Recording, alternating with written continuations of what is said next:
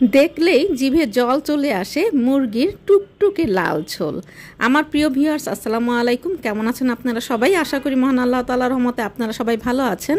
আলহামদুলিল্লাহ, আমিও ভালো আছি। তাই তো আপনাদের মাঝে ফিরে আসলাম চুমকি রান্নাঘর থেকে। আর চুমকি রান্নাঘর মানে তো আপনাদের রান্নাঘর। তো ঘরে থাকা মশলায়, ঘরে থাকা উপকরণে কিছু টিপস ফলো করে আমি এই চিকেন লাল ঝোলটা রান্না করেছি আপনাদের জন্য।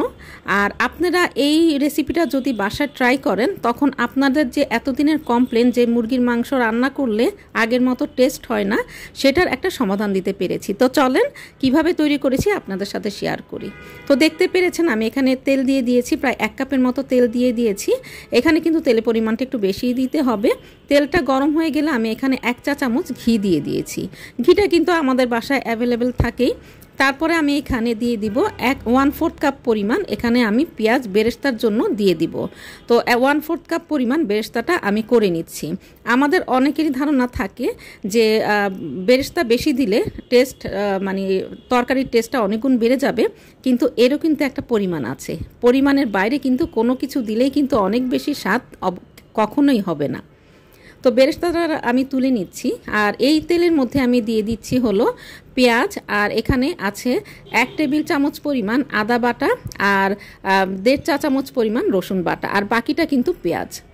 আর এখানে দিয়ে দিচ্ছি 1 পিঞ্চ পরিমাণ এখানে দারচিনি, গোলমরিচ আর এলাচ এখানে বেটে নিয়েছি, এটা আমি দিয়েছি 1 পিঞ্চ পরিমাণ। তারপরে খুব ভালো করে আমি মশলাটা কষিয়ে নিব। আর মানে আস্ত মশলার ভিতরে আমি দিচ্ছি 2 টুকরা দারচিনি, 3টা এলাচ আর কিছু লং। তো দেওয়ার পরে আমি মশলাটাকে খুব ভালো করে কষিয়ে নিব। তো দেখতেই পাচ্ছেন, আর চারধারগুলো কিন্তু ছাড়িয়ে দিবেন। তো মশলা কষাতে কষাতে আপনাদের সাথে একটা কথা শেয়ার করি। আমরা অনেক সময় সাইড দিয়ে যখন তেল উঠে যায় তখন মনে করি মশলাটা কষানো হয়ে গিয়েছে, কিন্তু এটা কিন্তু একদম ভুল। মাঝখানে দেখবেন তেল উঠেছে কিনা। মাঝখানে যদি তেল উঠে তাহলেই বুঝবেন যে মশলাটা একদম পারফেক্টভাবে কষানো হয়ে গিয়েছে। এবারে আমি এখানে একটু পানি দিয়ে দিলাম। পানি দেওয়ার পরে এখানে আমি দিয়ে দিব পরিমাণ মতো হলুদের গুঁড়া। তারপরে দিয়ে দিব আমি এখানে পরিমাণ মতো মরিচের গুঁড়া। আমি এখানে মিষ্টি যে মরিচটা পাওয়া যায়, বড় মরিচ, সেটাই এখানে ব্যবহার করেছি।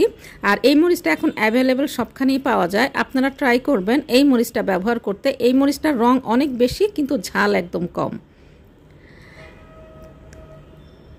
এবারে আমি যেটা করব, এবার ভালো করে আমি এই মশলাটাকে আবারও একটু কষিয়ে নিব। যখন একটু লাল তেলটা উপরে উঠে আসবে তখনই আমি এখানে চিকেনগুলো দিয়ে দিব।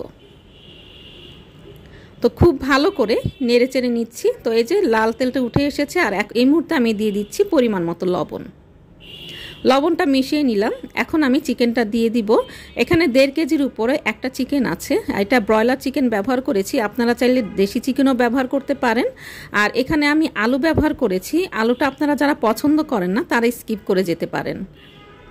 এরপরে আমি এটাকে হাই হিটে এভাবেই ঢাকনা ছাড়া কষাতে থাকবো যতক্ষণ না পর্যন্ত মাংসটা আধা সিদ্ধ হয়ে আসে। আলু এবং চিকেনটা আধা সিদ্ধ যতক্ষণ না হবে ততক্ষণ পর্যন্ত আমি এটাকে কষাতে থাকবো। আর এই আধা সিদ্ধ হতে হতেই দেখতে পারবেন যে উপরে কিন্তু লাল মানে তেলটা উঠে এসেছে। তো এভাবে করে আপনি যখন চিকেন রান্না করবেন তখন দেখবেন যে একেবারে 100% টেস্টটা আপনি পাবেন। তো এই যে লাল ঝোল উঠে এসেছে, এই মুহূর্তে আমি দিয়ে দিব হলো 1 চা চামচ পরিমাণ রেগুলার জিরা, মিষ্টি জিরা আর সাদা গোলমরিচ তেলে গুঁড়া করে নিয়েছি, সেটা আমি এখন দিয়ে দিচ্ছি। এটাকে আমি আবার মিডিয়াম হিটে 1 মিনিটের মতো এটাকে আবারও আমি কষিয়ে নিব। এখনও কিন্তু আমি ঢাকনা দিচ্ছি না। আর চিকেনটা কিন্তু আমার হাফ সিদ্ধ হয়ে গিয়েছে, আলুটাও কিন্তু হাফ সিদ্ধ হয়ে গিয়েছে। আর এখন আমি দিয়ে দিব হলো একটু গরম পানি। আমি এখানে ঠান্ডা পানি ব্যবহার করতে পারতাম, কিন্তু যেহেতু আলু দিয়েছি, আলুটা কিন্তু মানে ঠান্ডা পানি দেওয়ার সাথে সাথে এটা কিন্তু একটু শক্ত হয়ে যাবে, পরে আর সিদ্ধ হতে চাইবে না। তো যার জন্য আমি এখানে গরম পানিটা ব্যবহার করেছি। আর গরম পানিটা ব্যবহার করতে হবে, মানে পানিটা ব্যবহার করতে হবে আমার যেন আলু এবং চিকেনের উপর পর্যন্ত পানিটা থাকে, কারণ এটা কিন্তু আধা সেদ্ধ, পুরোটাই কিন্তু আমার সেদ্ধ হতে হবে। তারপরে এটাকে খুব ভালো করে নেড়ে চেড়ে আমি হাই হিটে এটাকে জাল করব যতক্ষণ না পর্যন্ত মাংসটা সিদ্ধ হয়ে যায়। আর অবশ্যই হাই হিটে আমি এটাকে জাল করব, কারণ হাই হিটে জাল করাতে এটার মধ্যে যে জুসি ভাবটা চিকেনের মধ্যে সেটা কিন্তু থাকবে। আর লো হিটে এটা যদি আমি জাল করি তাহলে কিন্তু দেখা যাবে যে ভিতর যে ময়েস্টটা সেটা কিন্তু বের হয়ে আসবে। তো তারপরে এই যে আমি ঢাকনাটা উঠিয়ে নিলাম। তো এখানে কিন্তু দেখতেই পাচ্ছেন আমার চিকেনটা কিন্তু সেদ্ধ হয়ে এসেছে। তো এই মুহূর্তে আমি দিয়ে দিব যে বেরেস্তা করে রেখেছিলাম, সেই বেরেস্তাটা আমি এখানে অ্যাড করে দিব। তো বেরেস্তাটা দিয়ে দেওয়ার পরে আমি এটাকে খুব ভালো করে একটু নেড়েচেড়ে দিব।